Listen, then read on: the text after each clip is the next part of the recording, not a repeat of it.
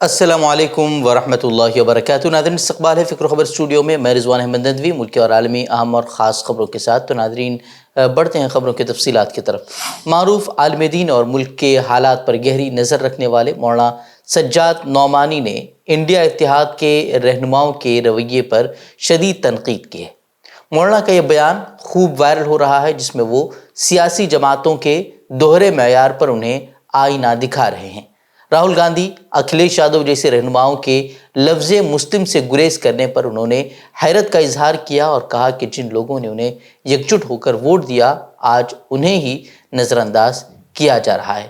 سنیے کیا کہتے ہیں مولانا سجاد نعمانی۔ یہ کیسا سیکولرزم ہے کہ آپ کسی مسلمان کو اپنے پاس میں کھڑا کرنے سے گھبراتے ہیں، کسی مسلمان کا نام لینے سے گھبراتے ہیں۔ میں نے اکھلیش میرے پاس آئے، میں نے اکھلیش سے کہا یہ الپ سنکھیک کیا ہوتا ہے؟ آپ مسلمان کیوں نہیں بولتے؟ آپ سکھ کیوں نہیں بولتے؟ آپ کرسچن کیوں نہیں بولتے؟ یہی صورتحال ہر ایک کی ہے، بہت مشکل ہے۔ راہل گاندھی کی زبان سے میں ترس گیا ہوں مسلمان کا لفظ سننے کے لیے۔ بالکل صاف بات میں آپ سے عرض کر رہا ہوں، الپ سنکھیک، مائنورٹیز، یہ کیا بات ہے؟ کیوں کسی مسلمان کو عہدہ نہیں دیا جاتا؟ مسلمان کو سامنے، مسلمان کے ووٹ آپ کو چاہیے، لیکن مسلمان کو برابری کا درجہ دینے کے لیے آپ تیار نہیں ہیں۔ تو جتنا اس ملک کی بربادی میں سو کال فیشسٹ فورسز کا حصہ ہے، مجھے یہ کہنے میں ہچکچاہٹ نہیں ہے کہ سو کال سیکولر فورسز بھی کچھ کم مجرم نہیں۔ ساتھ ہی مولانا نے ایسی قیادت پر زور دیا جس میں دلت، او بی سی، قبائلی، لنگایت، سکھ، عیسائی وغیرہ ہیں اور اس میں سب کی نمائندگی ہو۔ وہ اسی طرح کا ایک بیان ونچت بہوجن اگاڑی VBA کے سربراہ پرکاش امبیڈکر نے بھی دیا ہے۔ پرکاش امبیڈکر نے مسلمانوں کے خلاف بڑھتے ہجومی تشدد کے خلاف آواز اٹھائی ہے۔ انہوں نے تشویش کا اظہار کرتے ہوئے اس سلسلے میں ایکس پر ایک طویل پوسٹ شیئر کی ہے، جس میں انہوں نے BJP اور RSS کو پرتشدد وارداتوں کا ذمہ دار قرار دیا ہے اور ساتھ ہی مسلمانوں پر ہونے والے ان مظالم کے تئیں کانگریس کی خاموشی کو بھی ہدف تنقید بنایا ہے۔ انہوں نے اس پوسٹ میں کانگریس پر سوال قائم کرتے ہوئے کہا کہ کانگریس کیوں ان سب پر خاموش ہے؟ دو حملے خود ان کی ریاستوں یعنی کہ تلنگانہ اور ہماچل پردیش میں ہوئے، جہاں کانگریس کی حکومت ہے، لیکن نہ تو راہل گاندھی، نہ سونیا گاندھی، نہ کانگریس صدر ملکارجن کھڑگے نے اس کی مذمت میں کوئی بیان جاری کیا ہے اور نہ ہی تشدد متاثرین سے انہوں نے ملاقات کی ہے۔ وہیں مسلم بھائی بہنوں پر ہونے والے ان حملوں کے خلاف کانگریس کچھ کہنے سے کیوں ہچکچا رہی ہے، یہ سوال انہوں نے کھڑا کیا۔ انہوں نے پوچھا کہ آخر اتنا ڈر کیوں ہے؟ انہوں نے کہا کہ ان پارٹیوں کو مسلمانوں کی کوئی فکر نہیں ہے، انہیں صرف اور صرف مسلم ووٹوں کی ضرورت ہے۔ آج سے ملک میں نئے فوجداری قوانین نافذ ہو گئے۔ کانگریس کے قومی صدر ملکارجن کھڑگے نے اس پر رد عمل ظاہر کرتے ہوئے کہا کہ ممبران پارلیمنٹ کو معطل کر کے فوجداری قوانین زبردستی منظور کیے گئے ہیں۔ انہوں نے کہا کہ انڈیا الائنس پارلیمانی نظام پر بلڈوزر نہیں چلنے دے گا۔ کانگریس صدر ملکارجن کھڑگے نے PM مودی پر بھی حملہ کیا اور کہا کہ ان دنوں PM مودی اور BJP کے لوگ آئین کا احترام کرنے کا ڈرامہ رچا رہے ہیں۔ وہیں سپریم کورٹ کی معروف وکیل اندرا جے سنگھ نے نئے فوجداری قوانین کے آغاز کے ساتھ ہی ایک پوسٹ کیا، جس میں انہوں نے نہرو کی ایک فیمس لائن انڈیا آدھی رات کے بعد آزادی کے ساتھ جاگے گا اس کو کوٹ کرتے ہوئے انہوں نے کہا کہ انڈیا آج آدھی رات سے پولیس راج میں بیدار ہوگا۔ بتا دیں کہ سماجی سیاسی رہنماؤں نے بھی نئے فوجداری قوانین پر اپنی تشویش کا اظہار کیا ہے اور ان قوانین پر نظر ثانی کا مطالبہ کرتے ہوئے فی الحال قانون پر روک لگانے کا مطالبہ کیا ہے۔ وہیں سپریم کورٹ کے سینئر وکیل کپل سبل نے لکھا کہ نئے قانون سیاسی مقصد کے لیے پولیس کو سخت اختیارات استعمال کرنے کی اجازت دیں گے، جس کا مقصد اپنے مخالفین کو خاموش کرنے کے علاوہ کچھ بھی نہیں ہے۔ علی گڑھ کے مامو بھانجا چوراہے پر 18 جون کو ایک مسلم نوجوان اورنگ زیب کو اس کو پیٹ کر قتل کر دیا گیا تھا۔ اب اس معاملے میں کئی دنوں کے بعد ایک نیا موڑ سامنے آیا ہے۔ پہلے تو اس معاملے میں 6 نوجوانوں کو گرفتار کیا گیا تھا اور اب جو ان نوجوانوں کو گرفتار کیا گیا ہے ان میں سے ایک شخص کی ماں، جو راہل اس کا نام بتایا جا رہا ہے، راہل کی ماں نے اپنے بیٹے اور دیگر ملزمین کے دفاع میں اب ایک نئی کہانی پیش کی ہے۔ اس سے دعویٰ کیا ہے کہ فرید کی موت ہجومی تشدد میں نہیں ہوئی تھی، بلکہ وہ سیڑھی سے گر کر ہلاک ہو گیا تھا۔ وہی لکشمی متل کی شکایت پر علی گڑھ پولیس نے اب مرحوم جو مقتول تھا فرید تھا اس پر ہی جو ہے ڈکیتی کا کیس جو ہے وہ درج کر لیا ہے۔ وہیں پولیس کو دی گئی اپنی شکایت میں خاتون نے دعویٰ کیا تھا کہ 18 جون کی رات فرید ان کے گھر میں گھسا، اس نے گھر کا قیمتی سامان چرانے سے قبل ان کے ساتھ جنسی زیادتی کی بھی کوشش کی، اور جب گھر کے لوگوں نے اس کو پکڑنے کی کوشش کی تو وہ اپنا توازن کھو بیٹھا اور سیڑھیوں سے گر گیا اور بعد میں زخموں کی تاب نہ لا کر چل بسا۔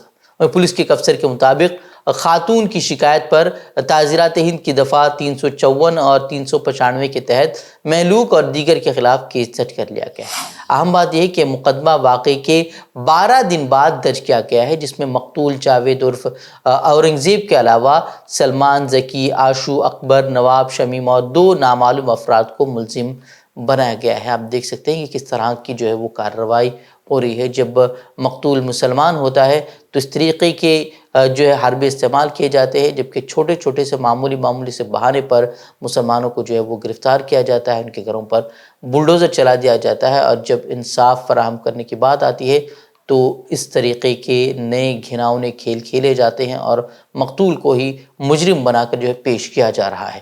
اور بھارتی کسان یونین کے قومی ترجمان راکیش ٹکیت نے ایک بار پھر بی جے پی پر سخت حملہ کیا ہے۔ انہوں نے اتراکھنڈ میں ہونے والے اسمبلی کے ضمنی انتخابات میں لوگوں سے بی جے پی کو ووٹ نہ دینے کی اپیل کی ہے۔ روڑکی میں ایک کسان لیڈر کو خراج عقیدت پیش کرنے کے لیے پہنچے راکیش ٹکیت نے کہا کہ بی جے پی کسان مخالف پارٹی ہے، اس لیے کسان بھائی بی جے پی کو ووٹ ہرگز نہ دیں۔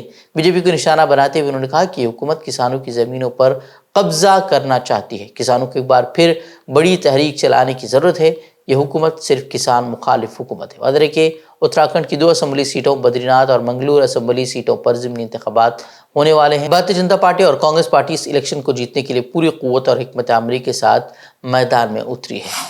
وہیں کیرل کے پٹھانام تھیٹا میں ایک شخص نے پیرول پر جیل سے باہر آ کر اپنے چھوٹے بھائی کو قتل کر دیا ہے۔ پولیس نے ہفتے کے روز بتایا کہ پیرول پر باہر آنے والے ایک 64 سالہ شخص نے اڈور میں اپنے چھوٹے بھائی کو قتل کر دیا۔ پنیویجا کے رہنے والے ستیش کمار کو اس کے بھائی موہنن انیتھن نے جمعے کو پیٹ کر ہلاک کر دیا۔ انیتھن 2005 میں خاندانی تنازع کے باعث اپنی والدہ کے قتل کے جرم میں عمر قید کی سزا کاٹ رہا تھا، اور جب اسے پیرول پر رہا کر دیا گیا تو اس نے اپنے بھائی کے گھر جا کر اسے ہی جو ہے قتل کر دیا۔ وہیں واقعے کے بعد فرار ہونے والے انیتھن کو اڈور پولیس نے 1 گھنٹے کے اندر ہی جو ہے گرفتار کر لیا ہے۔ آل انڈیا شیعہ پرسنل لا بورڈ نے وزیر اعظم مودی کو خط لکھا ہے۔ اس خط کے ذریعے انہوں نے محرم کے جلوسوں میں سیکیورٹی اور بہتر انتظامات کا مطالبہ کیا ہے۔ خط میں کہا گیا ہے کہ محرم کے جلوس ریاستی حکومتوں کے مقرر کردہ راستوں پر نکالے جائیں، نیز جلوسوں کے روڈ پر سیکیورٹی کے انتظامات کو مزید سخت کیا جائے تاکہ شرپسند عناصر امن و امان کو خراب نہ کر سکے۔ وہیں خط میں کہا گیا ہے کہ ہندوستان بھر میں پھیلی 7 سے 8 کروڑ شیعہ مسلم برادری کے ساتھ ساتھ مختلف مذاہب کے لوگ بھی بڑی تعداد میں جلوس اور تعزیہ نکالتے ہیں، اس لیے آپ سے گزارش ہے کہ براہ کرم ریاستی حکومتوں کو اس کی حفاظت اور بہتر انتظامات کے لیے ہدایت جاری کی جائے۔ این ڈی اے کے تحت لوک سبھا انتخابات جیتنے اور تیسری بار وزیر اعظم کے طور پر حلف لینے کے بعد پی ایم مودی نے پہلی بار اپنے ریڈیو پروگرام من کی بات کے ذریعے عوام سے خطاب کیا۔ پی ایم مودی نے من کی بات میں ماں، الیکشن، کیرلا میں تیار ہونے والی خاص چھتری سمیت کئی باتوں کا ذکر کیا، لیکن ملک میں ہو رہے پیپر لیک اور نوجوانوں کی پریشانی، طلباء اور طالبات کی پریشانی، ریل حادثے، گھوٹالے جیسے ایشوز پر ایک لفظ بھی نہیں بولا۔ کانگریس کے ترجمان پون کھیڑا نے مودی کی من کی بات پر رد عمل ظاہر کرتے ہوئے کہا کہ مودی حکومت تیسری بار بیساکھیوں پر اقتدار میں آئی ہے اور امید تھی کہ وہ من کی بات میں کسی نہ کسی انداز میں بات کریں گے، لیکن ایسا کچھ نہیں ہوا اور یہاں بھی عوامی مسائل غائب رہے۔ انہوں نے کہا کہ وزیر اعظم کو ریل حادثات، ہوائی اڈے کی چھت گرنے، گھوٹالے اور معیشت کے گرنے جیسے مسائل پر بات کرنی چاہیے تھی، لیکن انہوں نے اس سلسلے میں کچھ بھی نہیں کہا کہ ملک کے نوجوان اور عام شہری ان سے کیا سننا چاہتے ہیں۔ لوک سبھا انتخابات 2024 کے بعد پارلیمنٹ کا پہلا اجلاس 24 جون کو شروع ہوا، جو 3 جولائی تک جاری رہے گا۔ لوک سبھا اسپیکر کے انتخاب میں شکست کے بعد اپوزیشن کی نظریں اب ڈپٹی اسپیکر کے عہدے پر ہیں۔ اوم برلا کے دوسری بار اسپیکر بننے کے بعد یہ بات چل رہی تھی کہ بی جے پی ڈپٹی اسپیکر کا عہدہ این ڈی اے کے اتحادی کو دے سکتی ہے، تاہم حکمراں جماعت نے ڈپٹی اسپیکر کے عہدے پر اپوزیشن کے دعوے کو مسترد نہیں کیا ہے۔ میڈیا رپورٹس میں دعویٰ کیا جا رہا ہے کہ بی جے پی کے سینئر لیڈر اور وزیر دفاع راجناتھ سنگھ نے لوک سبھا میں ڈپٹی اسپیکر کے معاملے پر ٹی ایم سی سربراہ اور مغربی بنگال کے وزیر اعلیٰ ممتا بنرجی سے بات کی۔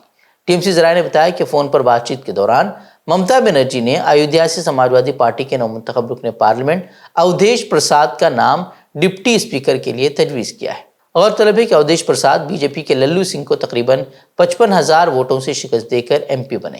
غزہ کے علاقے شجاعیہ میں اسرائیلی فوج کی تازہ فضائی کارروائیوں میں تقریباً 80,000 مزید فلسطینی وہ بے گھر ہو گئے، جبکہ گزشتہ روز رفح اور خان یونس میں اسرائیلی فورسز نے مزید 6 فلسطینیوں کو شہید کر دیا ہے۔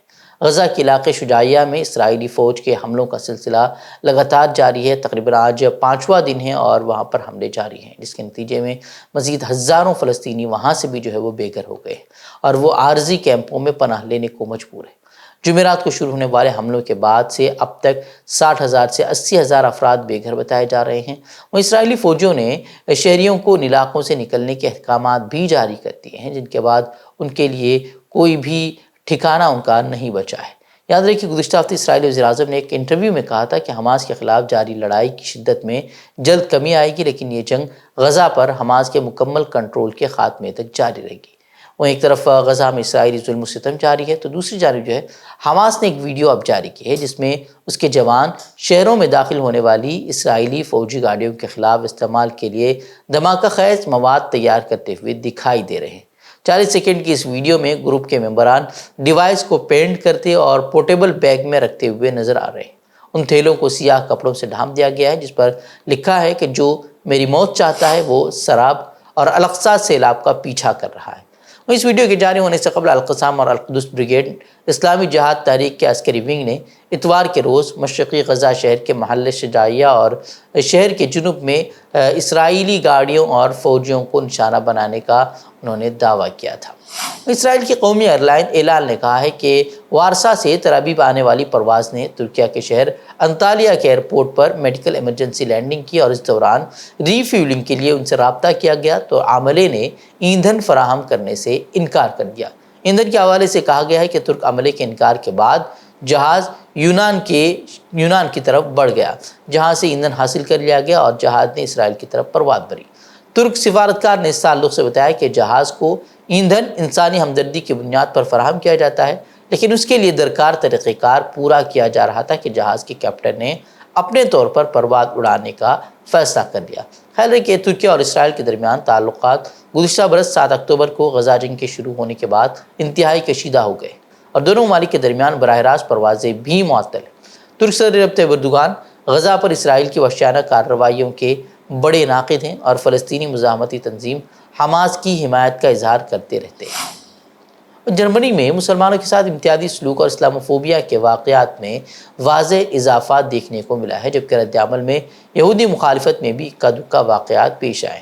غیر سرکاری تنظیم کی رپورٹ میں انکشاف کیا گیا ہے کہ جرمنی میں 2022 میں 1000 کے قریب اسلاموفوبیا کے واقعات رپورٹ ہوئے تھے، لیکن 2023 میں یہ تعداد 2000 سے زائد ہو گئی ہے، یعنی کہ تقریباً 2 گنی وہ حملوں کی تعداد ہو گئی۔ رپورٹ میں کہا گیا ہے کہ جرمنی میں مسلم مخالف جرائم آج سے قبل اتنے قابل قبول کبھی نہیں تھے، اور اس رویے میں تبدیلی غزہ میں جاری اسرائیل حماس جنگ کے بعد ہوئی ہے۔ رپورٹ کے مطابق اسلاموفوبیا جرائم میں 4 اقدام قتل، املاک کو آگ لگانے کے 5 اور 178 واقعات میں مسلمانوں کو جسمانی تشدد کا نشانہ بنایا گیا ہے۔ تو ناظرین، خبروں میں سے خبروں کے لیے آپ ہماری ویب سائٹ www.fikrkhabar.com کی طرف رخ کر سکتے ہیں۔ ویڈیوز کے لیے ہمارے یوٹیوب چینل کو سبسکرائب کریں۔ تو ناظرین، اجازت دیں۔ السلام علیکم ورحمۃ اللہ وبرکاتہ۔